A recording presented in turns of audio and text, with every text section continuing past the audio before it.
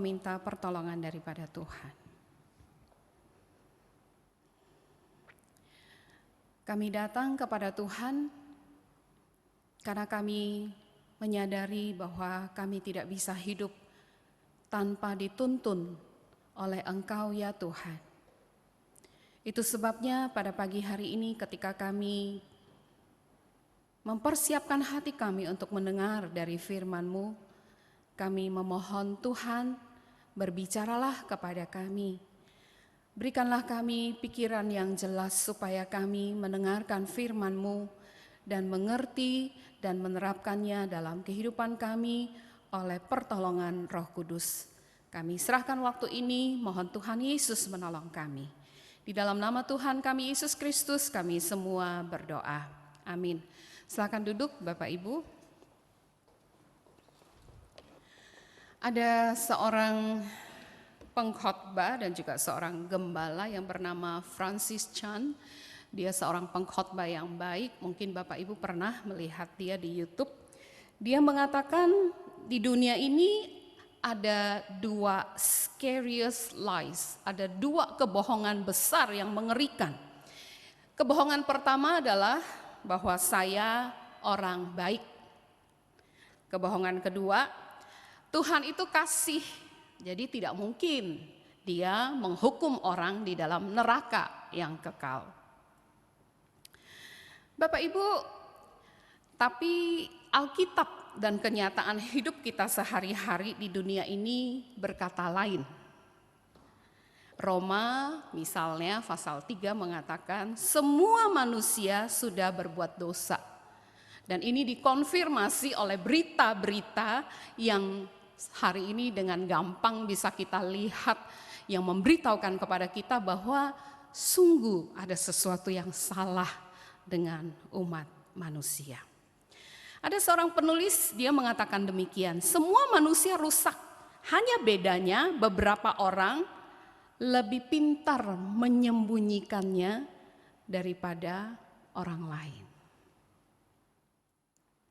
Dan Alkitab memberitahukan kepada kita semua bermula dari halaman-halaman pertama dari Alkitab kita, di mana orang dengan sengaja umat yang Tuhan ciptakan, orang-orang yang Tuhan ciptakan sekarang memilih untuk berdiri berseberangan dengan Tuhan.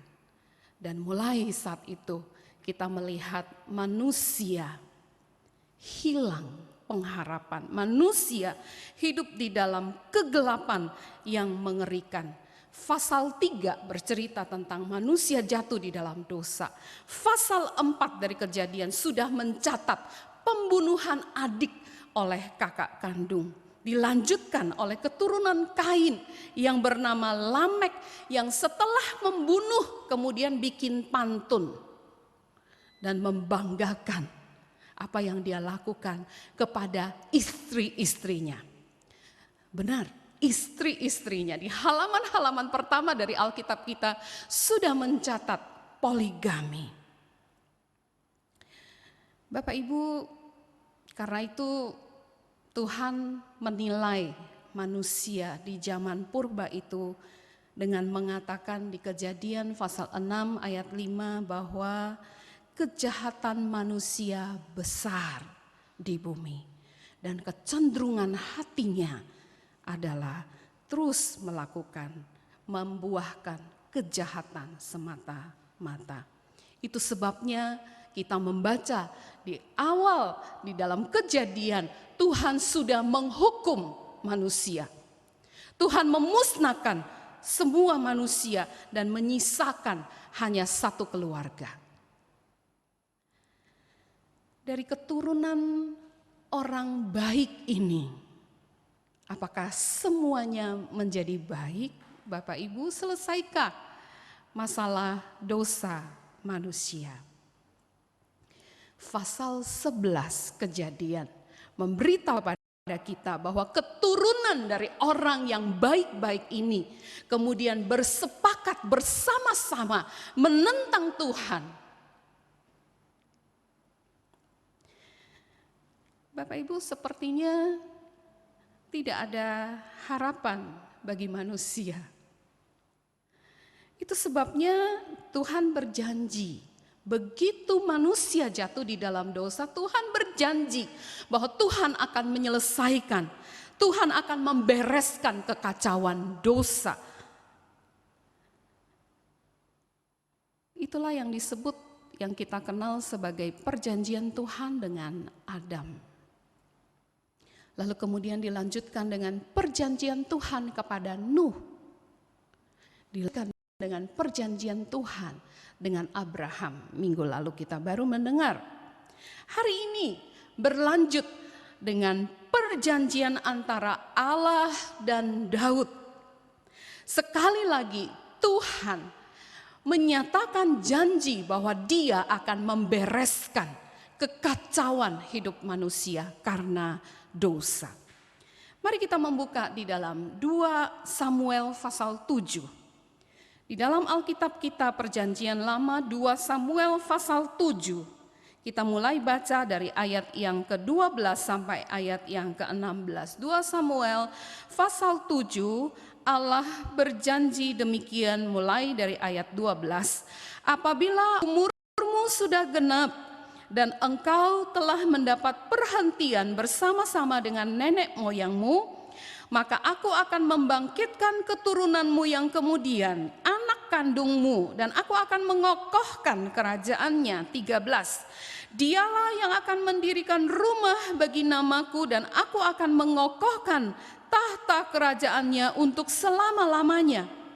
Aku akan menjadi bapanya dan ia akan menjadi anakku. Apabila ia melakukan kesalahan, maka aku akan menghukum dia dengan rotan yang dipakai orang dan dengan pukulan yang diberikan anak-anak manusia. Tetapi kasih setiaku tidak akan hilang daripadanya seperti yang kuhilangkan daripada Saul yang telah kujauhkan dari hadapanmu. 16.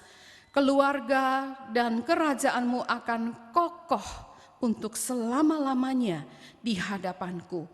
Tahtamu akan kokoh untuk selama-lamanya. Bapak Ibu, 3 janji Allah kepada Daud. Di ayat yang ke-13, Allah akan mengokohkan kerajaan Daud untuk selamanya. Ayat yang ke-14, perjanjian antara Allah dan Daud adalah perjanjian yang berdasarkan relasi bapa dan anak. Dan yang ketiga, di ayat yang ke-15, perjanjian ini di atas dasarkan kepada kasih setia Tuhan yang tidak akan berkesudahan. Tentunya harapan melambung tinggi di saat ini, Bapak Ibu. Mungkin Daud dan keturunannya inilah yang akan membebaskan manusia, yang menjadi harapan bagi keterpurukan manusia yang berdosa. Bagaimana tidak? Lihatlah relasi antara Daud dan Tuhan. Di pasal yang kita baca, 2 Samuel pasal 7, ketika Daud menikmati rumah yang indah, istana yang luar biasa, dia ingat kepada orang yang paling dekat dengan hatinya, yaitu Tuhan.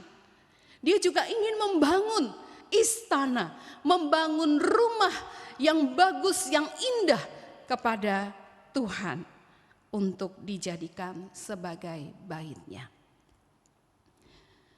Karena itu tidak heran Daud dijuluki orang yang berkenan di hati Tuhan, a man after God's own heart. Tapi sayang sekali Bapak Ibu, beberapa pasal setelah pasal 7, tepatnya di pasal yang ke-11, Daud jatuh di dalam dosa yang sangat mengerikan. Dia mengambil istri dari tentaranya, lalu kemudian membunuh suaminya Uria untuk mendapatkan istrinya. Gagalkah janji Tuhan? Mungkin kita mengatakan 2 Samuel pasal 7 itu kan bukan cuma bicara tentang Daud, tapi bicara tentang keturunannya, anak Daud sendiri, Salomo. Mungkin Salomo lah orangnya yang akan membebaskan kita dari dosa. Tapi Salomo yang begitu berhikmat dan berkuasa memerintah negara yang indah dan makmur pun terbukti tidak mampu memenuhi harapan untuk hidup bebas dari dosa. Sebijaksana dan sehebatnya Raja Salomo, akhirnya di akhir hidupnya dia berdosa kepada Tuhan dengan menyembah Allah dari istri-istrinya yang banyak itu. Bapak Ibu, apakah engkau menangkap desperate-nya, ketiadaan harapannya manusia untuk bisa dibebaskan dari dosa yang begitu laten, mengikat dan membelenggu manusia? Bahkan tokoh-tokoh besar seperti Abraham, Daud, Salomo, mereka juga berdosa kepada Tuhan. Gagalkah janji Tuhan di Kejadian pasal 3:15 bahwa Allah akan menyelesaikan dosa manusia untuk selamanya? Gagalkah janji Tuhan kepada Abraham bahwa dari keturunannya akan diberikan keselamatan kepada semua bangsa? Bapak Ibu, gagalkah janji Allah untuk menyelamatkan, melepaskan kita dari dosa? Masih adakah harapan bagi manusia untuk lepas dari dosa? Kalau kita memperhatikan 2 Samuel pasal 7 yang tadi kita baca, Bapak Ibu, menjanjikan sesosok keturunan Daud yang lain. Memang sebagian menjanjikan kepada Salomo, keturunan Daud, anak Daud setelah itu. Tapi 2 Samuel pasal 7 juga menunjuk kepada satu sosok di masa depan. Keturunan Daud yang sama seperti yang dijanjikan di Kejadian pasal 3:15 dan juga seperti yang dijanjikan kepada Abraham di Kejadian 12 ayat 1 sampai 3. Siapa dia? Siapa sosok ini yang akan melepaskan, yang dikirim oleh Tuhan untuk menolong manusia yang tidak punya pengharapan? Saya mengajak kita membaca di dalam Lukas pasal 1, Bapak Ibu, Lukas pasal 1 ayat yang ke-31, malaikat Gabriel mengatakan kepada Maria demikian di dalam Lukas pasal 1:31. Sesungguhnya engkau Maria akan mengandung dan akan melahirkan seorang anak laki-laki dan hendaklah engkau menamai dia Yesus. 32, ia, anakmu itu akan menjadi besar dan akan disebut anak Allah yang maha tinggi, dan Tuhan Allah akan mengaruniakan kepadanya tahta Daud. Dan ia akan menjadi raja atas kaum keturunan Yakub sampai selama-lamanya, dan kerajaannya tidak akan berkesudahan. Bapak Ibu, anak yang dilahirkan Maria adalah anak Allah yang maha tinggi. Bapak Ibu masih ingat perjanjian Allah dengan Daud berdasarkan pada relasi anak dan bapa. Perjanjian antara Daud dan Allah adalah perjanjian yang berdasarkan relasi anak dan bapa. 2 Samuel 7:14 tadi. Dia, yaitu anak yang akan dilahirkan oleh Maria, akan diberi tahta Daud, bapak leluhurnya. Yesus ini adalah keturunan Daud, Bapak Ibu. Karena itu Yesus dipanggil, Yesus anak Daud, kasihanilah aku oleh seorang buta di dalam Injil. Matius pasal 1 ayat 1 mengatakan, Kristus anak Daud. Ketika Yesus masuk ke Yerusalem mengendarai keledai, orang banyak berseru di dalam Markus pasal 11 ayat 10, diberkatilah kerajaan yang datang, kerajaan Bapa kita Daud. Hosana di tempat yang maha tinggi. Yesus adalah raja yang kerajaannya tidak akan berkesudahan. Bapak Ibu lihat, 3 janji kepada Daud digenapi di dalam diri satu orang ini sekaligus. Penulis Injil dalam beberapa ayat ini tidak ingin kita miss the point. Mereka ingin kita meyakini bahwa Yesus inilah yang dijanjikan. Yesus inilah merupakan penggenapan janji Allah kepada Daud. Yesus inilah keturunan Daud. Yesus inilah anak Allah.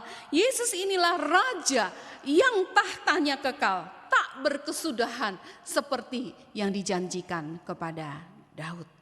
Di 2 Samuel pasal 7.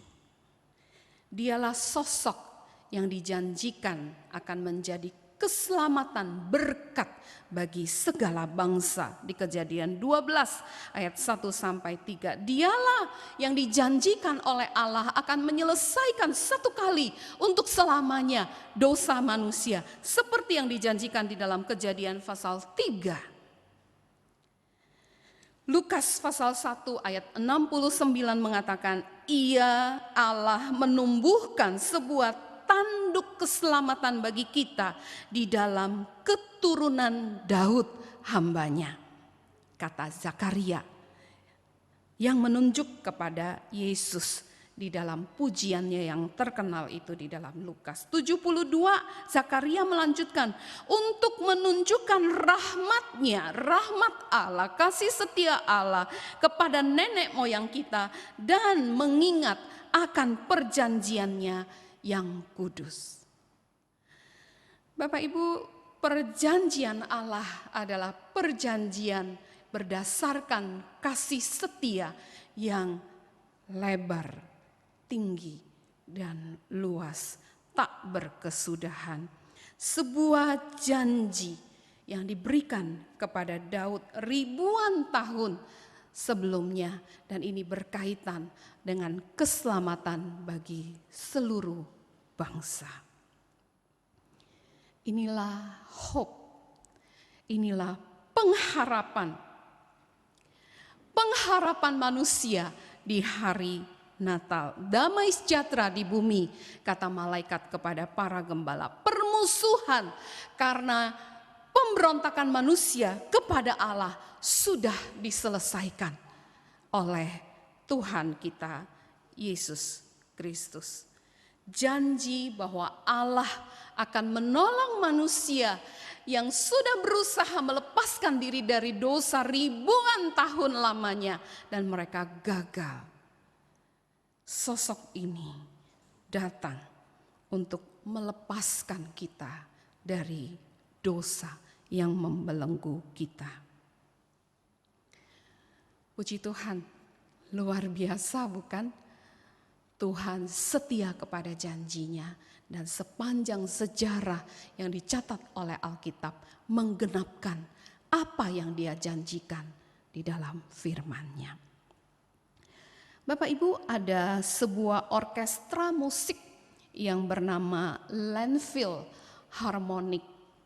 Seperti orkestra musik yang lain, mereka sangat pandai memainkan musik-musik dunia dengan komposer-komposer besar dunia. Musik mereka sangat bagus.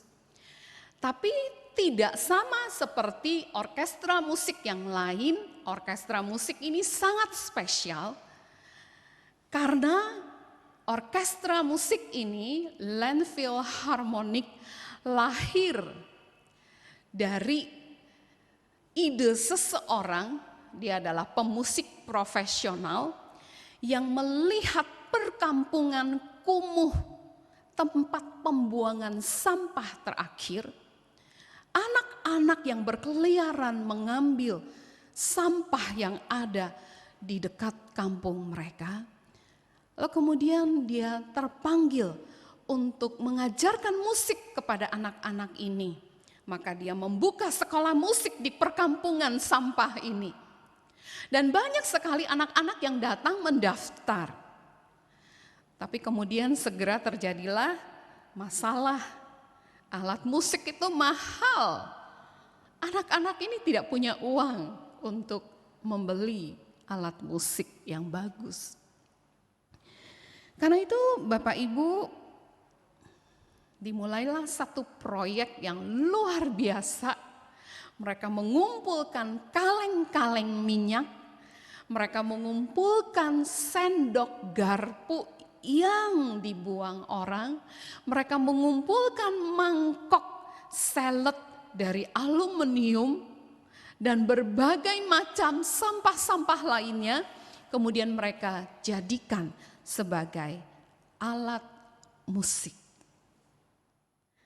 Dari sampah-sampah inilah akhirnya tercipta musik-musik klasik yang indah, yang performance-nya disaksikan oleh seluruh dunia.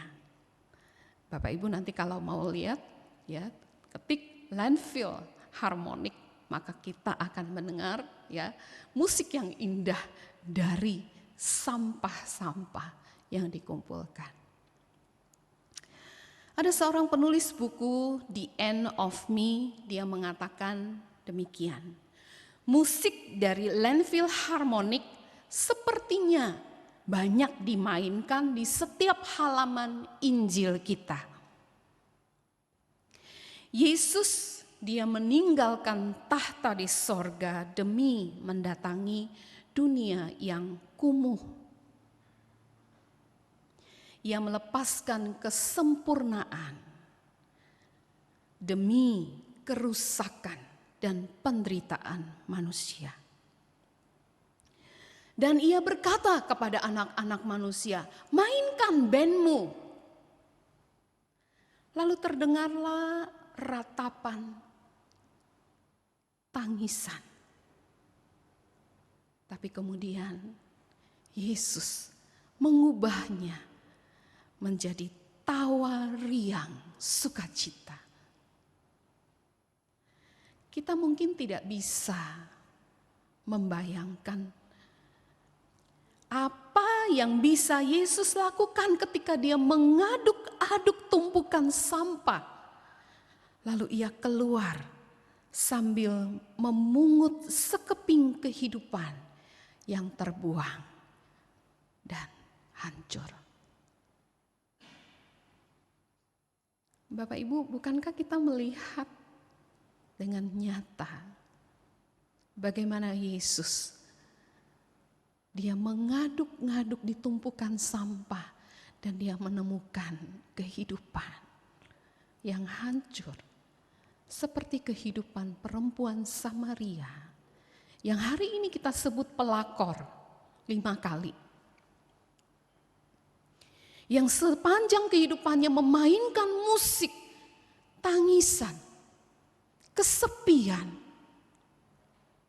penderitaan. Tapi kemudian Tuhan Yesus mengubah tangisan dan kesepiannya menjadi kesaksian tentang Injil yang luar biasa, yang mengubah kehidupannya. Atau seorang pengkhianat bangsanya sendiri yang bersama-sama dengan penjajah memeras bangsanya sendiri, yang memainkan musik ketidakpuasan. Lalu kemudian ketika hidupnya dipegang oleh Yesus, hidupnya diubah. Sehingga hari ini kita membaca Injil yang Dia tulis. Musik yang indah, yang terus bermain sampai ribuan tahun. Adalah biasa kalau musik dari alat musik yang mahal seperti grand piano, apalah namanya yang katanya harganya miliaran rupiah, lalu kemudian menghasilkan musik yang indah. Tapi Alkitab mengatakan Tuhan Allah kita, Dia mencipta dari kehancuran, dari kekacauan, dari kekosongan. Tuhan Allah kita, Ia bekerja di dalam segala sesuatu untuk mendatangkan kebaikan. Segala sesuatu ini termasuk hidup yang hancur, hidup yang terbuang, hidup yang sepertinya tidak ada harapan. Karena itu ketika Kyle memasang postingan di Facebook yang mengatakan, lanjutkan kalimat ini, Yesus menjadi sungguh nyata ketika ... Maka inilah beberapa sambungan dari titik-titik itu yang saya kutip. Yesus menjadi sungguh nyata ketika saya diberitahu bahwa saya hanya punya 3 bulan untuk hidup karena kanker stadium 4. Yesus menjadi sungguh nyata ketika saya mendapati suami saya selingkuh. Yesus menjadi sungguh nyata ketika saya duduk di ranjang dengan pistol milik ayah di dalam genggaman tangan. Dan sebelum memicu pelatuknya, saya berdoa. Dan saya tidak ingat kapan terakhir saya berdoa. Yesus menjadi sungguh nyata ketika Ia menjangkau saya di tempat yang paling gelap di dalam bumi ini, di dalam klub striptease, untuk menunjukkan betapa Ia mengasihi saya dan saya tidak mungkin bersembunyi dari Dia kemanapun saya lari. Yesus menjadi nyata ketika depresi ini menjadi terlalu berat untuk saya tangani. Yesus menjadi sungguh nyata ketika saya diberhentikan dari pekerjaan yang sudah saya geluti 30 tahun dan saya tidak tahu apa yang harus saya lakukan selanjutnya. Yesus menjadi sungguh nyata ketika pemeriksaan USG menunjukkan bahwa jantung bayi kami sudah berhenti berdetak. Yesus menjadi sungguh nyata ketika saya harus mengakui bahwa saya tidak mampu mempertahankan kehidupan rumah tangga kami dan saya tidak mampu lepas dari pornografi. Betapa dahsyatnya kuasa penebusan Allah melalui Yesus Kristus. Justru di tengah-tengah keputusasaan dosa orang-orang ini bertemu dengan Yesus. Bapak Ibu, bagaimana situasimu hari ini? Apa yang engkau hadapi? Seberapa hancur dan hilang hidupmu? Yesus, Sang Raja yang berkuasa, Ia mengasihimu. Dan Ia ingin memulihkan, mengubah jerit tangismu menjadi musik yang indah untuk diperdengarkan. sehingga engkau bersama dengan orang-orang yang lain bisa juga melanjutkan kalimat Yesus sungguh nyata dalam hidup saya ketika.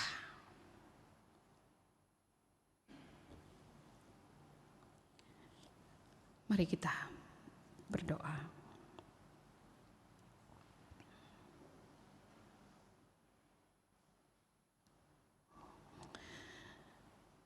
Ya Tuhan, bahkan ketika kami sudah berjalan bersama-sama dengan Engkau, kami banyak kali menemukan hidup kami kosong, hancur oleh dosa.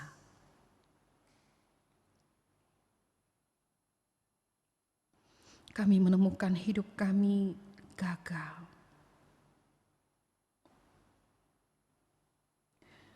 Tapi Tuhan, Engkau memungut kehidupan dari tumpukan sampah.